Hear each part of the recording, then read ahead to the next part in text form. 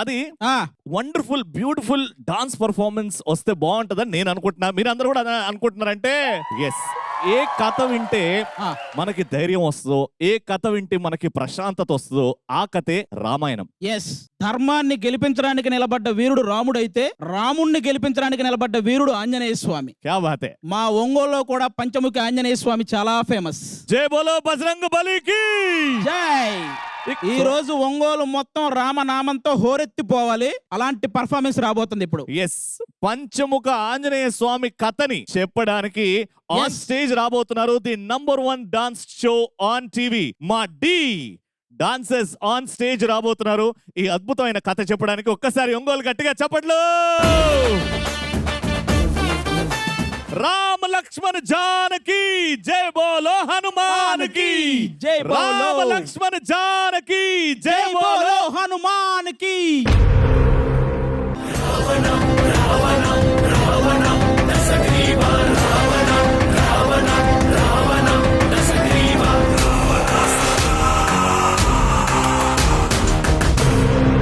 తండ్రి గారు ఎందుకు చింతిస్తున్నారు? నీ సోదరులందరూ చనిపోయినా కూడా ఏమీ పట్టనట్టు ఉంటావా ఐరవా? నీవు నా సహాయం కోరి ఉంటే విజయం మీ వైపే ఉండేది కదా.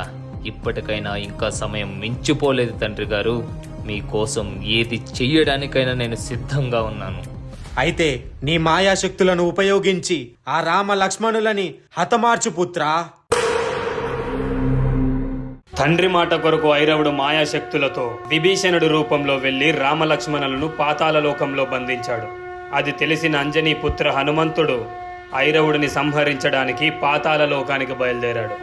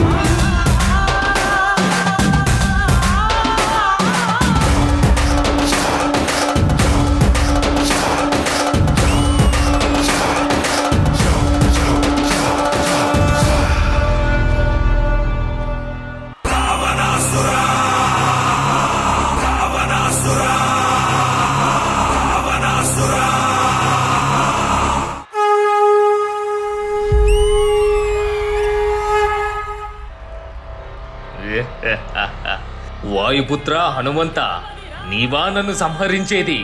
నేనెవరో తెలుసా? ఐరావతుణ్ణి, రావణాసుడి కుమారుణ్ణి.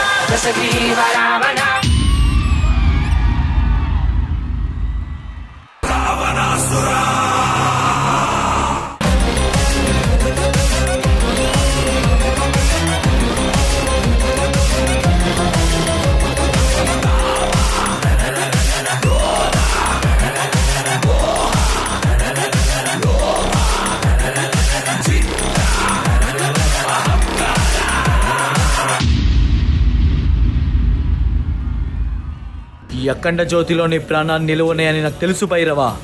ఎందుకంటే ఈ పాతాళ లోకం గురించి నేను చాలా తెలుసుకున్నాను. ఇక్కడ సత్యాన్ని గ్రహించాలంటే దానికి ముందుగా మనో నేత్రాన్ని తెరవాలి. కానీ ఎలా? నేను ఒక్కడనే ఉన్నాను కదా, నేను ఎలా ఈ 5 దీపాల్ని ఆర్పగలను? ఏది ఏమైనా ఈ ఐరావుని సంహరించి నా రాముణ్ణి నేను రక్షించుకోవాలి. ఈ 5 దీపాలు ఆర్పినచో నీ మరణం తథ్యమైరవా.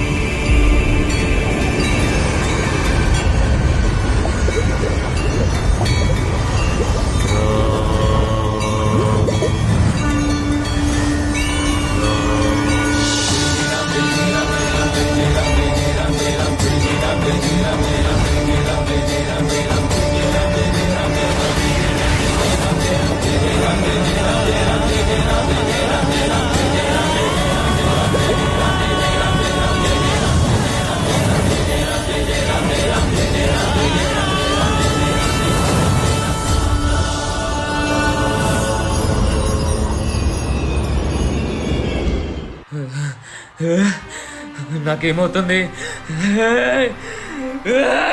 వద్దు వద్దు